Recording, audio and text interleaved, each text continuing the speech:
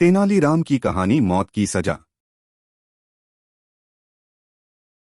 एक समय की बात है, बीजापुर नामक देश के सुल्तान इस्माइल आदिल शाह को यह डर सताने लगा था कि राजा कृष्णदेव उस पर हमला करके उसके देश को जीत सकते हैं।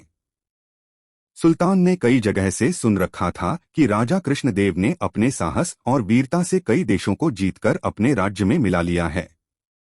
इस बारे में सोचते सोचते सुल्तान के दिमाग में यह ख्याल आया कि अगर उसे अपना देश बचाना है तो राजा कृष्णदेव की हत्या करवानी होगी।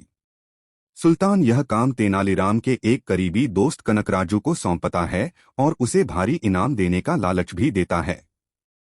इसके बाद कनकराजू राजा के हत्या की योजना बनाकर तेनालीराम से मिलने पहुंच जाता है। तेनालीराम लंबे समय बाद अपने दोस्त को देखकर खुश होता है और उसका अपने घर में अच्छे से स्वागत करता है। तेनालीराम अपने दोस्त कनकराजू की अच्छी तरह से सेवा करता है।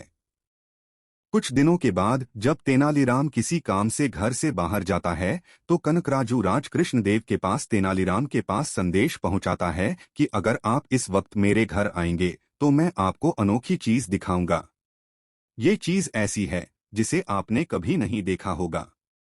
संदेश पढ़कर राजा तुरंत तेनालीराम के घर पहुंच जाते हैं। घर के अंदर जाते समय राज कृष्णदेव अपने साथ कोई हथियार नहीं लेकर जाते और सिपाहियों को भी बाहर ही रुकने का आदेश देते हैं। राजा के घर में घुसते ही कनकराजू उन पर छुरे से वार कर देता है, लेकिन राजा कृष्णदेव बड़ी ही चतुराई से कनकराजू के वार को रोक देते हैं और अपने सिपाहियों को आवाज लगाते हैं। राजा की आवाज सुनते ही अंगरक्षक वहां पहुंच जाते हैं और कनकराजू को पकड़कर उसकी हत्या कर देते हैं। राजा कृष्णदेव का कानून था कि राजा पर जानलेवा हमला करने वाले को जो आश्रय देता है उसे मृत्युदंड की सजा सुनाई जाती है। इसलिए तेनालीराम को भी मौत की सजा सुनाई जाती है।